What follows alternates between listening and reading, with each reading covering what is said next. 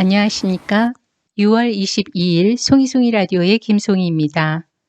오늘 두 번째 방송은 세계를 향한 한국 교육의 일부분인 엄마는 자녀의 영혼이다 라는 테마를 소개합니다. 20세기 독일의 극작가 베르톨트 브로이트의 코카서스의 백목원에서는 다음과 같은 내용이 나옵니다. 러시아 코카서스 지방에 반란이 일어나 총독이 살해당하고 총독 부인은 피난을 가야 하는 절박한 상황이 생깁니다. 그녀는 그 와중에도 기금속을 챙기느라 여념이 없었고 그래서 어린 아들을 놔둔 채 도망치기에 바빴습니다.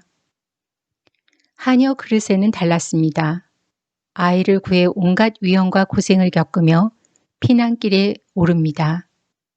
반란이 진압된 뒤 총독 부인은 총독의 재산을 상속받기 위해 아들을 찾으러 옵니다.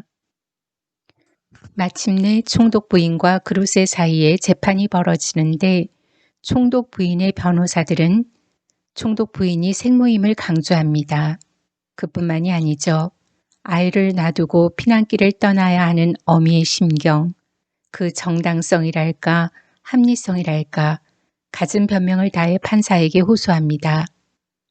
하녀 그로세는 말주변은 없었지만 자신이 어떻게 아이를 부양하고 교육하는 책임과 의무를 다했는지 설명합니다. 곰곰이 생각하던 판사는 땅바닥에 동그라미를 하나 그린 다음 아이를 그 안에 세웠습니다. 아이를 소유하자면 힘을 다해 아이의 팔을 끌어당겨야 합니다. 고통을 호소하는 아이. 여기서 아이의 손을 놓아버리는 쪽은 누구였을까? 양모인 그릇에는 고통으로 절규하는 아이의 손을 놓아버립니다. 이때 재판관 아츠닥은 양모의 손을 들어주게 됩니다. 20세기 극작가는 우리가 생각하는 고정관념 속에서 어머니란 개념과는 완연히 분리되어진 사고를 제시합니다. 생물학적으로 나았다고 무조건 부모의 권리를 내세울 수 있는 것은 아니란 얘기입니다.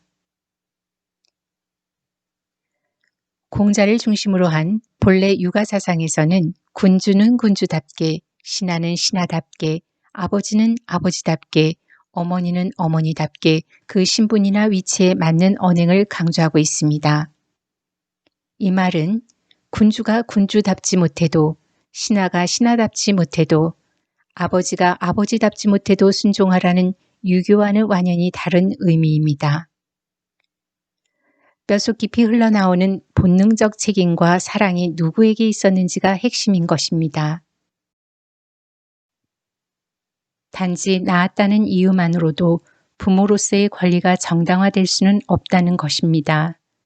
특히 낳았으니 천륜이라는 동양적 마인드로 합리화될 수도 없습니다. 사랑은 집착과는 또 다른 형태의 문제입니다. 엄마의 사랑이란 심장에 칼을 대고도 꾹 누르고 있는 참을 인자의 의미를 가슴에 각인시키는 일인 것입니다.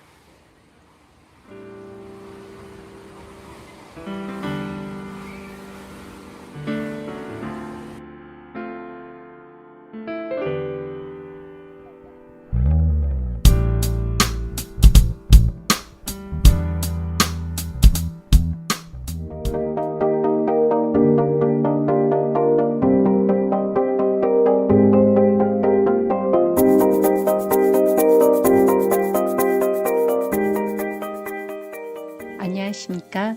송이송이 라디오의 김송이입니다. 어제 오늘 시원스럽게 장마비가 내려주니 마음도 시원해지는 것 같습니다. 동물농장의 경주가 시작됩니다. 개, 소, 돼지, 쥐. 결국 마지막 선두로 골인한 동물은 마지막까지 열심이었던 소가 아니었죠. 선두로 골인한 것은 골인 지점을 향해 마지막 순간까지 열심이었던 소를 제치고 그의 머리를 타고 내려온 쥐였습니다. 우리는 이것을 어떻게 설명할 수 있을까? 과연 쥐가 마지막 선두로 골인할 수 있었던 것은 그의 지혜로움 때문이었을까? 특별히 규칙을 위반한 것은 아니었으니 쥐는 정당한 것으로 보아야 했을까? 이런 세상을 만나게 될 때 자기 무능함이랄까 자괴감이랄까 인생 무상함을 느끼게 되지는 않으십니까? 동물의 세계를 살펴보면 오히려 인간이 배워나가야 할 지식과 사랑을 거기서 배우게 되는 것 같습니다. 오늘은 6월 30일 화요일 세 번째 방송 펭귄의 리더십으로 여러분을 만나고자 합니다.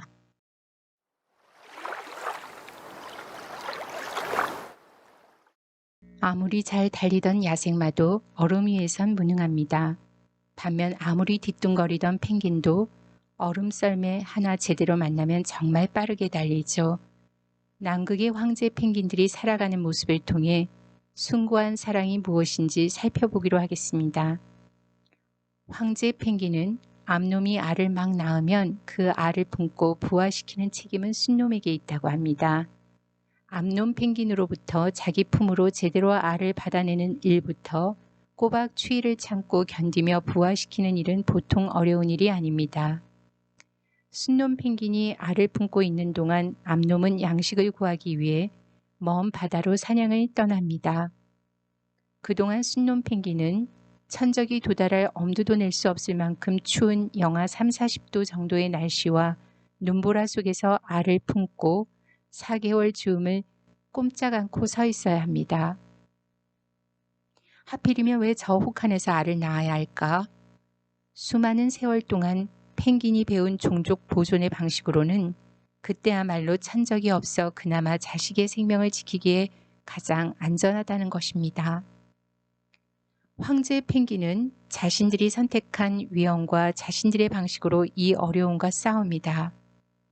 한 줄씩 나란히 겹겹이 줄을 선 채로 모여있는 펭귄들은 안쪽으로 줄을 서는 것보다 더 극심한 추위를 견뎌야 하는 바깥쪽의 펭귄들에게 순서를 지켜 안쪽의 자리를 한 번씩 양보합니다. 즉, 자리 바꾸기를 반복하는 허들링으로 추위와 고통을 나누는 것입니다. 공평하게 분담된 희생과 양보가 집단을 살리고 세대를 이어가게 합니다. 그런 고생 끝에 검은 깃털이 다 빠지고 먹지 못해서 아사할 지경이 될 무렵 새끼들이 태어납니다. 2달간 아무것도 먹지 못한 수컷 펭귄은 위벽에 모아두었던 음식을 토해서 새끼들을 먹입니다. 또 수컷 펭귄에게서 부화한 새끼가 수컷의 품속에서 짓눌릴까 이제는 허들링도 하지 못하고 2달간 혹한을 고스란히 홀로 견뎌야 합니다. 그리고 나면 사냥 나간 어미 펭귄이 뱃속에 먹이를 가득 채우고 돌아옵니다. 돌아온 어미 펭귄은 뱃속에 저장해온 먹이들을 반추해서 막 태어난 새끼들만 먹이고 4개월 동안 알을 품어준 아비 펭귄은 다시 자기들의 배를 채우기 위해 바다 사냥을 떠나야 합니다. 실수로 품고 있던 알이 품 밖으로 굴러나가 알이 얼어버리거나 새끼 펭귄이 동사해버리는 일이 발생합니다. 아비 펭귄은 그 새끼를 살려보려고 자기 품에 다시 품고 있기도 하는 어리석음을 저지릅니다. 어미들도 먹을 것을 가지고 돌아오기까지 천적에게 물어 뜯겨 피투성이가 되기도 하지만 아비 펭귄 역시 추위로 인해 때로는 죽을 수도 있습니다. 그렇게 고생을 하고 난 부모 펭귄들은 털갈이를 하는 새끼들에게 이별을 구하고 먼 바다로 떠납니다. 목숨을 걸고 길러낸 새끼지만 펭귄들은 각자의 삶 자체를 새끼들의 몫으로 남겨두고 그들의 뒷모습만 보인 채 눈보라 속으로 사라져갑니다. IT 시대를 넘어 디지털 시대입니다. 한없이 미련스럽고 단순한 것처럼 보이는 삶이 가장 숭고한 철학이고 미학일 수 있습니다. 천적과 싸울 만한 힘조차 없을 만큼 무력하기만 한 황제 펭귄. 그러나 그들만의 생존과 종족 보존의 방식을 방패 삼아 새끼들을 낳고 키웁니다. 칼바람 부는 자연 환경을 견뎌내면서 어떻게든 새끼를 부화시키고 키워내려는 안간힘이 처절합니다. 그럼에도 자기만 중심이 되는 이기심은 철저히 배제합니다. 내가 살기 위해 상대를 적으로 삼는 무질서함은 결코 저지르지 않습니다. 공평하게 희생하고 양보할 줄 아는 순결한 영혼을 새끼들에게 무언으로 전수시키고 그들은 다시 먼 길을 떠납니다.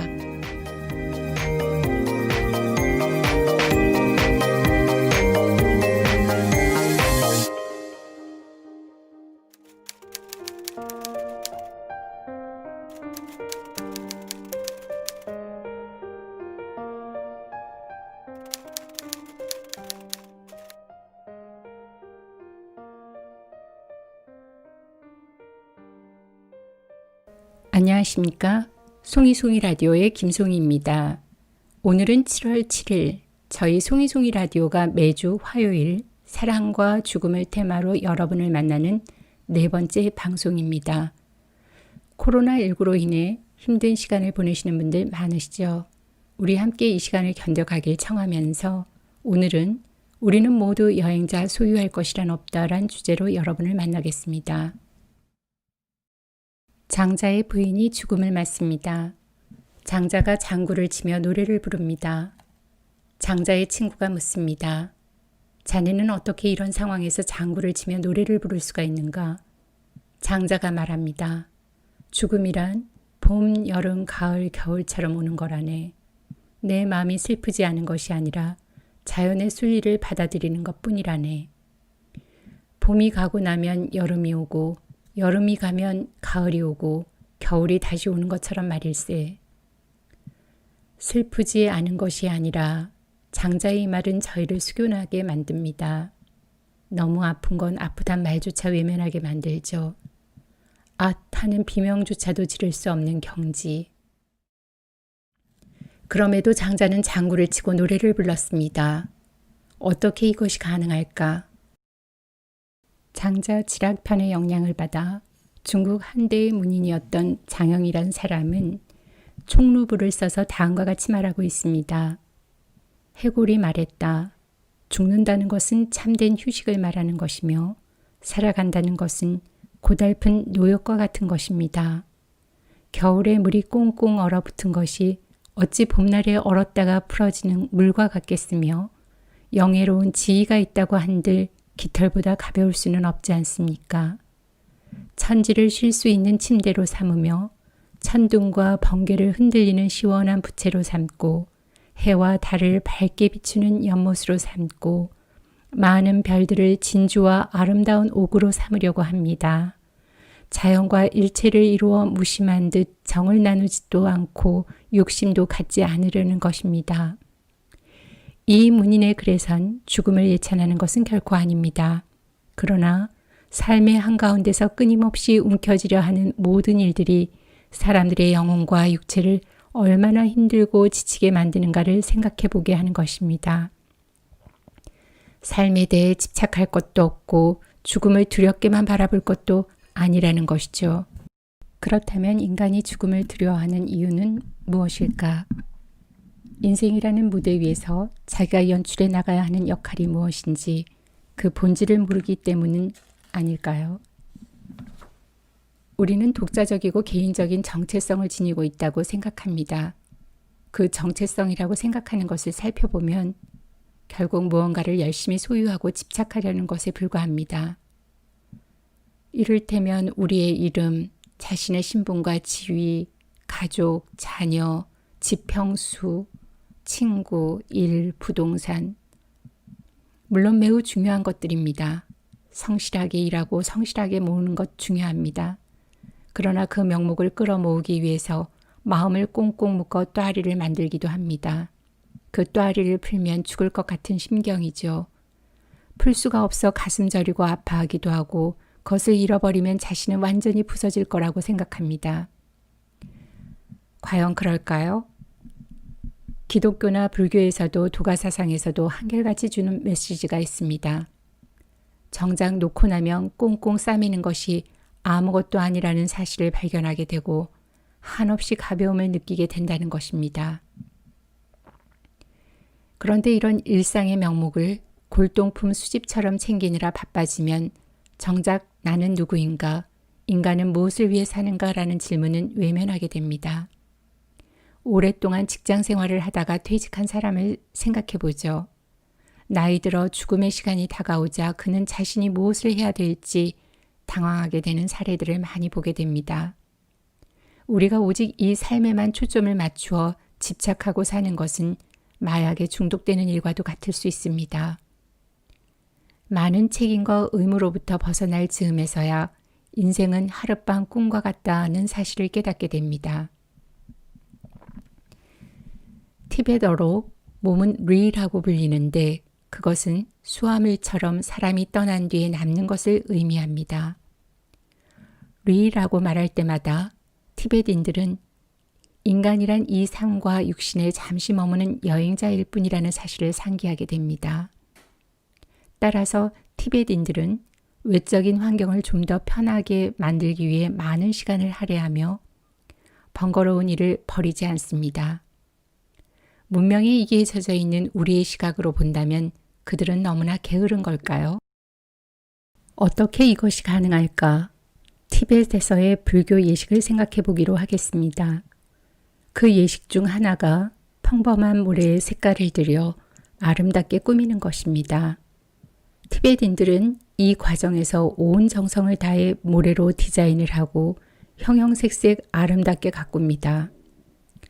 완성하고 난 후에 얼마나 뿌듯하고 아름답게 느껴질까? 너무나 아름답게 가꾸어진 형체, 공을 들였으니 더할 나위 없이 귀하고 소중하게 느껴질 것입니다.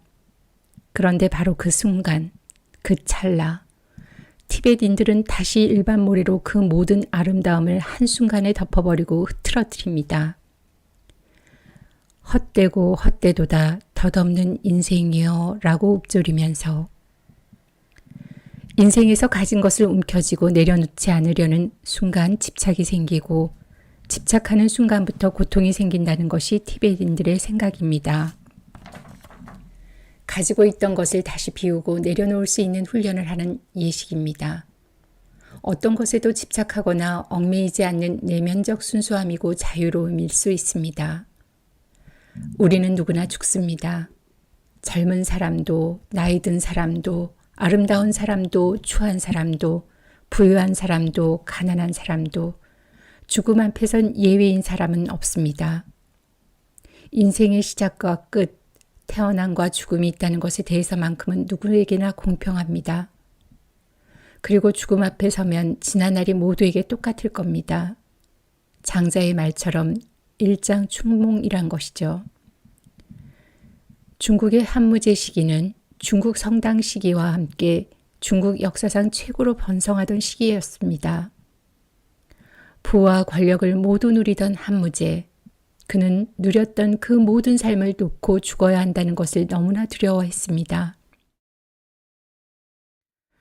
어떻게 하면 좀 더 건강하게, 좀 더 오래 살 수 있을까 하는 생각에 평생 늙지 않을 수 있는 불로초를 구해오도록 했습니다.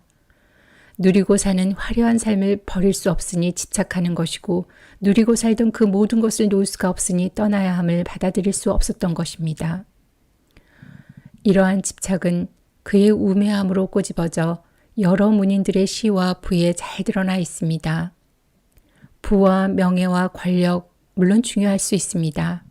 그러나 부귀에만 마음을 쏟다 보면 부귀를 잃을 수도 있고 명예를 줬다 보면 명예라는 거죽에 취해 정작 명예를 잃어버릴 수도 있는 것이죠. 권력은 말할 것도 없습니다. 그럼에도 이겨야겠다는 집착이 너무나 강해지다 보면 수단과 방법을 가리지 않게 됩니다. 코로나19는 인간이 자연의 생태계를 파괴한 것은 물론 유전자 조작이라는 자연 순리를 파괴한 데서 온 재앙이라고 알고 있습니다. 인간의 욕심이 화를 불렀다고 볼 수 있는 사례죠. 불교에 의하면 집착은 내려놓을 줄 모르는 우리의 몸부림과 욕심에서 비롯되며 고통과 번민을 불러일으킨다고 말합니다. 그러나 우리는 이 세상이란 무대에서 잠시 잠깐 다니러 온 여행자이며 이 세상의 만물을 잠시 잠깐 빌려 쓰는 것일 뿐이죠. 빈손으로 와 빈손으로 떠나는 일은 너무나 당연한 일이 아닐까요? 결국 삶을 배우는 것은 내려놓기를 배우는 일인 것 같습니다. 그 다음 여정으로 떠나기 위해 준비하는 생과 사를 한 점 선상에서 바라보고 준비하는 것 말입니다. 우리는 매년 찾아오는 생일을 기념합니다. 그런데 왜 또 다른 죽음의 여정을 준비하는 것은 그렇게 인색한 걸까요?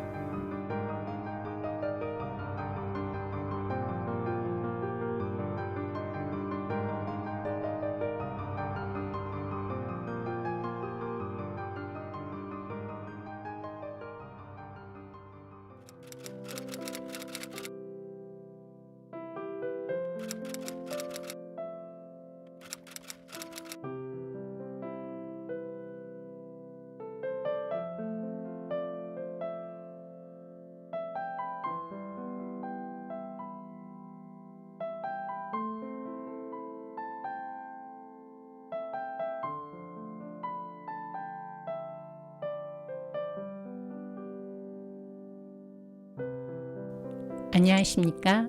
송이송이 라디오의 김송이입니다. 장마비가 지나가고 난 하늘빛이 참 곱습니다. 저희 송이송이 라디오에서는 사랑과 죽음을 테마로 수필, 영화, 문학의 카테고리에서 여러분을 만나고자 이 프로그램을 기획하고 있습니다. 오늘 7월 14일 화요일에는 인간은 무엇으로 사는가? 사랑과 죽음의 경계를 넘어라는 테마로 여러분을 만나고자 합니다. 톨스토이의 사람은 무엇으로 사는가 라는 소설을 기억하십니까? 이 소설의 얘기는 이렇습니다. 농가에 살고 있는 아주 가난한 구두수성공 세몬. 그는 어느 날 교회 앞에서 벌거벗은 청년 마하이를 만납니다. 그를 불쌍하게 여긴 세몬은 자신의 외투를 그에게 주고 자신의 집으로 데려옵니다. 이를 좋아할 리 없었던 세몬의 아내 마티료나. 그러나 세몬의 아내는 이내 마음을 풀고 노숙자 청년 미하일에게 빵을 대접합니다. 인간이란 시린 겨울 끝에 만나는 따뜻한 차 한 잔에도 눈물이 나는 법이죠. 미하일의 마음이 그랬습니다. 그의 사정이 궁금했던 세몬은 그에게 벌거벗고 있었던 이유를 묻습니다. 미하일은 하느님의 벌을 받았습니다 라고만 말할 뿐이었죠. 이후 미하일은 세몬의 집에서 구두 기술을 배워 고객을 맞이하게 됩니다. 미하일이 상당히 실력을 갖춰가던 6년째 그 구두방에 두 여자아이와 부인이 찾아옵니다. 한 아이는 왼쪽 다리에 장애가 있었고 이 아이들에겐 아픔이 있었습니다. 아이들의 친아버지는 숲속에서 일하다가 세상을 떠났고 어머니는 혼자 아이를 낳다가 세상을 떠난 것이죠. 그런데 어머니가 숨을 거두면서 한 아이 위로 쓰러져 어린아이의 한쪽 다리가 눌렸고 그 아이는 그때 장애가 생긴 것입니다. 안쓰럽게 생각했던 동네 사람이 아이들을 대신 키워주었고 아이들의 구두를 맞춰주러 온 것입니다. 미하일은 이제 하느님이 던졌던 세 가지 물음에 대한 답을 깨닫게 되고 천사의 모습으로 변합니다. 미하일에겐 어떤 사연이 있었을까? 미하일은 사실 하느님의 명을 받아 구두방을 찾아온 두 아이의 엄마, 그 영혼을 거두어 갔던 천사였습니다. 아이들의 엄마가 아이들을 돌봐야 하니 제발 살려달라고 부탁했을 때 미하일은 차마 엄마의 영혼을 거둘 수 없다고 생각했습니다. 그의 생각으론 부모 없이는 아이들이 살아갈 수 없다고 생각했던 까닭이죠. 그러나 아이들이 다른 사람의 젖을 먹으며 이렇게 잘 살아갈 수 있다는 것, 그 아이를 키워주는 이웃의 부인들, 그 사랑과 연민의 눈물을 흘리며 하느님의 모습을 다시 발견했다는 것입니다. 사람은 무엇으로 사는지를 깨달은 것이죠. 인간에겐 정말 따뜻한 사랑과 연민, 그 시선이 매우 중요한 것이지 생물학적 부모인지 아닌지는 그렇게 중요한 문제가 아니라는 것도 말입니다. 그렇다면 하느님이 던진 질문은 무엇이었을까? 사람의 내면에는 무엇이 있는가? 사람에게 허락되지 않은 것은 무엇인가? 사람은 무엇으로 사는가? 장자가 말하는 인생 철학 또한 이와 무관하지 않습니다.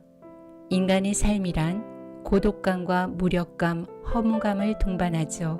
특히 먹고 사는 일이 어려운 세상에서는 더 말할 필요가 없습니다.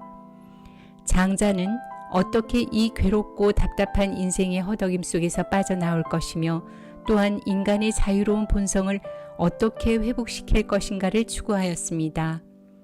제물론 편에서 장자는 다음과 같이 말하고 있습니다. 평생을 고생만 해도 그 성공을 보지 못하고 지치고 시달려서 어디로 돌아가야 할지를 모르고 있으니 슬프지 아니한가. 장자는 우리의 삶이 얼마나 고단한지에 대해 명확히 이해하고 있고 그에 대해 동정과 연민을 깊이 드러내고 있습니다. 내 인생과 삶에 대해서만이 아니라 모든 인간의 삶에 대해서 연민을 느끼고 있습니다. 제물론 편에서 나비의 꿈을 더 살펴보겠습니다. 어느 날 장자는 꿈속에서 나비가 되었다. 그때 장자는 나비가 되어 날아다녔다. 자신이 장자라는 것을 깨닫지 못했다. 그런데 갑자기 잠을 깨어보니 틀림없이 장자였다. 대체 장자가 꿈속에서 나비가 되어 있었는지 아니면 나비가 꿈속에서 장자가 되어 있었는지 알 수가 없었다라는 대목에서 장자와 나비에는 분명 구별이 있을 것이지만 하나로 이어지는 순간을 설명하고 있습니다. 이것은 타인을 타인으로 보는 것이 아니라 자신과 타인의 온전한 일체감을 설명하고 있는 것입니다. 이것은 타인과의 단절을 의미하는 것이 아니라 화합을 의미합니다. 이런 화합의 단계, 바로 사랑의 절정일 것입니다. 이것이야말로 사람과 사람 간의 경계와 차별을 드러내지 않는 출발점이라고 할 수 있겠죠.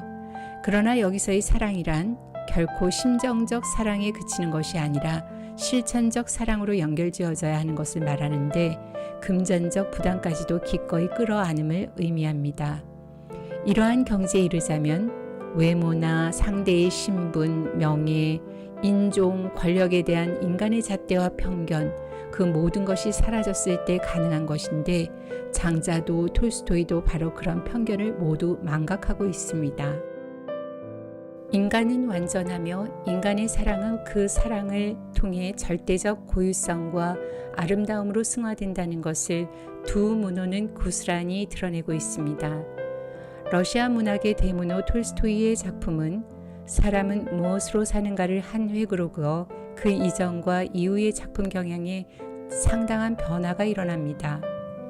톨스토이는 부유한 귀족의 집안에서 태어났고 부모를 일찍 여의긴 했지만 한 생애 동안 작가로서의 명예와 부를 모두 거머쥐었고 특별히 부부 사이가 좋았던 것은 아니었지만 그럭저럭 한 생애를 같이 하면서 자녀 13명을 낳고 키웠습니다.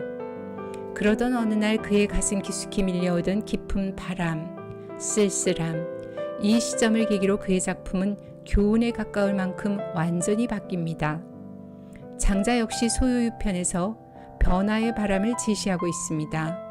변화하는 화자는 단순한 변화의 의미 이외에도 승화의 의미가 있습니다. 이때 외적인 변화는 철저한 자기 부정과 통절한 고통, 인내 안에서 일어나는 내적 변화를 통해서만이 가능할 일이죠. 인간의 무한한 자유로움을 위해선 엄청난 변신을 시도해야 하는데 장자는 이 변화를 통해 정형화된 틀에서 탈피하여 정신 해방을 찾고자 했고 톨스토이가 던진 질문도 이와 무관하지 않습니다. 그렇다면 다시 톨스토이가 던지는 질문과 연결해서 생각해 볼까요? 사람의 내면에는 무엇이 있는가? 사람에게 허락되지 않은 것은 무엇인가? 사람은 무엇으로 사는가?